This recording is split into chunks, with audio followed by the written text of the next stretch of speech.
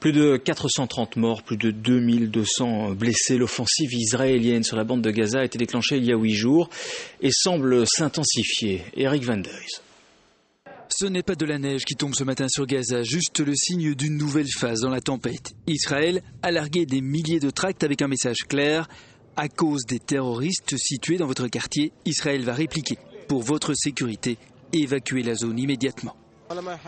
Ça ne va pas nous faire bouger et nous allons rester dans nos habitations. On ne va pas partir. Où sommes-nous supposés aller? Nous jeter nous-mêmes dans la mer?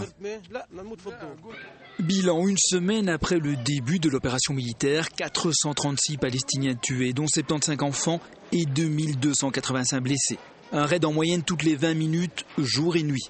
250 000 personnes sans électricité, l'eau courante un jour sur 5, les égouts percés qui coulent dans les rues, et pour manger, 80% de la population qui dépend maintenant de l'aide alimentaire. Les organisations internationales n'en finissent plus de donner l'alerte.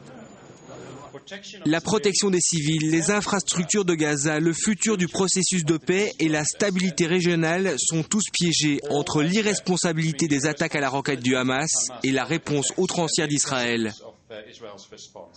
Faire la distinction entre le Hamas et le peuple palestinien, c'est désormais tout l'enjeu de la diplomatie. La différence entre les civils et ceux qui, ce matin encore, ont lancé plusieurs roquettes en direction d'Israël. Une distinction très présente dans le discours mensuel de George Bush à la radio.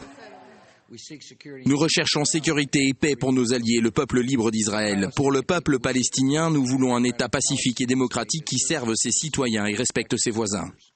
Enfin, sur le plan militaire, le Hamas a déclaré avoir repoussé ce matin une tentative d'incursion des forces spéciales israéliennes, ce qu'Israël n'a pas confirmé.